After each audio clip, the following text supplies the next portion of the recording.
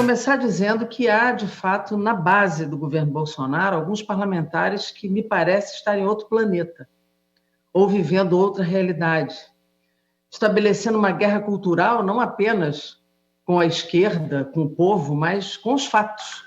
Com os fatos. Nós estamos, vou repetir aqui o que disse há pouco, nós estamos chegando a 2 milhões de infectados. Isso, considerada a subnotificação, podemos estar entre 8 e 12 milhões de infectados. Estamos com quase 75 mil óbitos, onde também há subnotificação, podemos já ter ultrapassado os 100 mil. É o segundo país do mundo em número de infectados, responde por 80% das mulheres grávidas e puérperas que morrem no mundo de Covid-19. E nós temos uma absoluta orfandade política, sanitária, econômica e de humanidade deste governo. Terceiro ministro da Saúde, sendo que esse é interino, já o quinto ministro da Educação, o quinto secretário de Cultura, e ainda ingerências e nomeações no governo que violam a Constituição e as leis da administração pública. Me parece que esses deputados desconhecem que quem está com dificuldade na pesquisa não é a esquerda, muito menos o que eles odeiam tanto, que são os comunistas, como eu, por exemplo.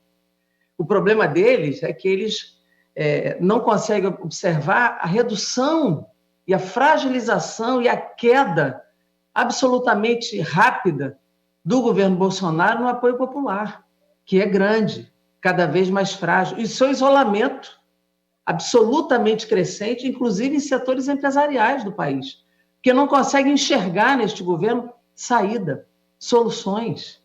Nós sabemos que o capitalismo contemporâneo, nesta fase mais perversa, ele se concentra, de fato, no poder e riqueza do capital financeiro.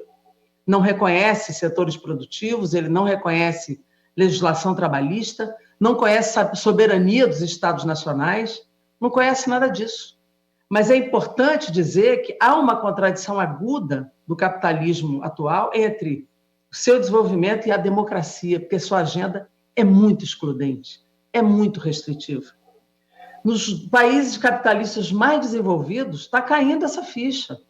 E no meio de uma pandemia que está matando milhões de pessoas e que está fazendo com que as economias se recomponham no próprio sistema capitalista, eles indicam o papel do Estado.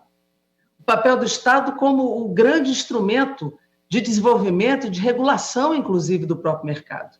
O único lugar que não consegue conceber esta política de que o Estado precisa ser mais forte, de que ele precisa ter os seus instrumentos estratégicos, precisa desenvolver emprego, precisa gastar dinheiro para salvar vidas, para gerar emprego e para proteger os empregos, para gerar proteção social, seguridade, é aqui no Brasil. Não há esse encaixe no raciocínio nem de Bolsonaro nem de Guedes, que continuam fazendo uma política criminosa de exclusão de uma maioria, inclusive a maioria negra nesse país, estimulando o trabalho precário, aprofundando reformas trabalhistas, aprofundando retirada de direitos para garantir o seu curso completamente na contramaré do raciocínio, do bom senso e da própria legitimidade.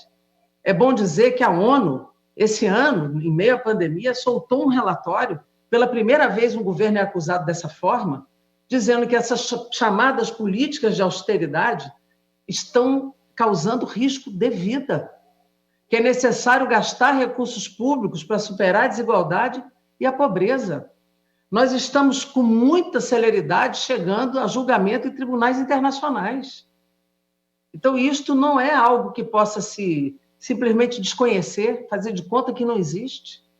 Ontem, senhor presidente, entrou na Câmara mais um pedido de impeachment, assinado por centenas de entidades, celebridades, e feito por juristas de renome nesse país. Mauro Menezes, Carol Proner e outros.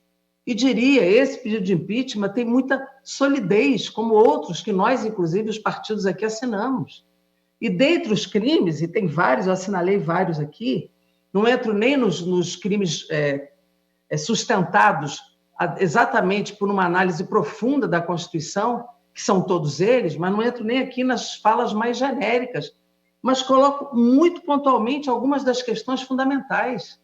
Agrega-se, inclusive, ao raciocínio desse pedido, os crimes de corrupção desse governo, Esse é um governo corrupto.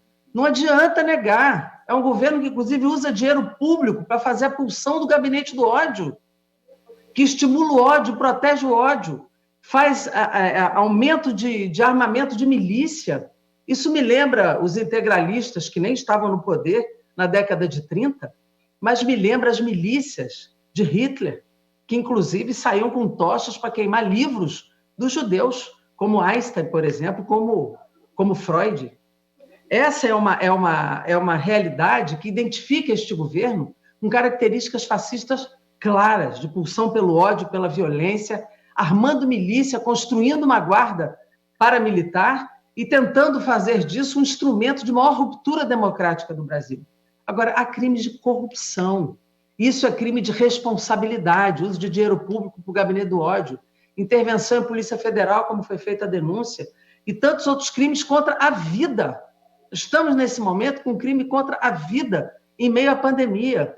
O comportamento errático do presidente da República, estimulando o não distanciamento social, retirando políticas sanitárias em vigor, não repassando o dinheiro do SUS, que ele tem direito, reduzindo esse repasse, atrasando o repasse aos governadores e prefeitos, dificultando a aplicação de uma política pública, não só para as mulheres, para os povos indígenas, para os povos quilombolas, mas a sociedade brasileira, fazendo uma distribuição estimulada de cloroquina, passando a ilusão de que previne ou cura, quando não há a evidência científica mostra exatamente o oposto. Queremos saber por que essa compra com recurso público, em cima de que interesses? Certamente não é o interesse científico. Então, há muitos crimes para serem apurados. E, de fato, quando o ministro Gilmar Mendes se posiciona, que genocídio, além de extermínio, eu conheço bem o dicionário, o deputado que mandou a gente voltar para o banco escolar, ele precisa voltar, porque o genocídio é extermínio de grupos nacionais, raciais ou étnicos, ou também causar extrema lesão grave à integridade física e mental do seu povo. Este governo tem prática genocida, sim, por todas as ações, por todas as omissões e por todas as induções à contaminação e ao óbito no Brasil. Quero aqui colocar muito claro, presidente, que nós queremos que o Supremo continue suas investigações sobre os crimes de corrupção, que são cada vez mais nítidos, de corrupção. E também, quando o líder do governo fala de fake news, por favor, punir quem financia e quem faz fake news é uma exigência do Brasil, num projeto correto, num projeto justo, sem invadir a liberdade ou a privacidade ou a liberdade real de expressão, mas impedindo notícias mentirosas que induzam a comportamentos da pandemia ou mesmo que manchem reputações ou arrisquem a vida das pessoas. Fake news se faz contra nós todos os dias. Fake news se fez contra o projeto da deputada Alice Portugal e da deputada Sâmia, dizendo que eram projetos que tratavam de direitos sexuais e reprodutivos. Nós estávamos tratando de violência. E parlamentares fizeram isso.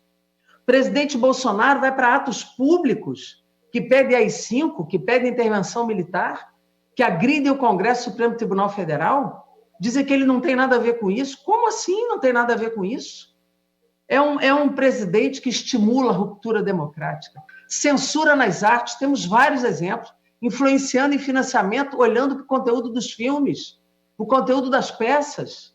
Censura clara na área da cultura, racista na Fundação Palmares, desqualificação do IFAM, que os gestores que lá colocou, descumprindo as regras e as qualificações. Ora, nós estamos vivendo uma era, a pior era desse país, em termos de governo no comando desse país. Destruição do Estado brasileiro, privatizações de todo lado. Sinceramente, presidente, nós precisamos avançar não apenas com a apuração do Supremo, mas também com a apuração dentro da casa. Mais uma vez eu reivindico a Comissão Parlamentar de Inquérito. Mais uma vez a gente pede para fazer a investigação dos crimes deste governo para que a gente tenha uma atitude concreta que a sociedade tanto demanda. E, por fim, quero pedir aqui que, de fato, a gente vote já o Fundeb e que a gente também inclua na pauta dos vetos, os vetos ao PL indígena, como também ao veto do uso de máscaras. Eu acho que... E os vetos da 936, que são absurdos contra os trabalhadores brasileiros. Então, nós temos pautas de veto que precisamos incluir e pautas positivas, como, por exemplo, a pauta do Fundeb. Mas eu não quero esquecer, presidente, de pedir que a gente instale a CPI. Essa é uma demanda, tem vários pedidos, e nós precisamos fazer a CPI para investigar os crimes de corrupção e de violação constitucional do governo Bolsonaro. Obrigada, presidente.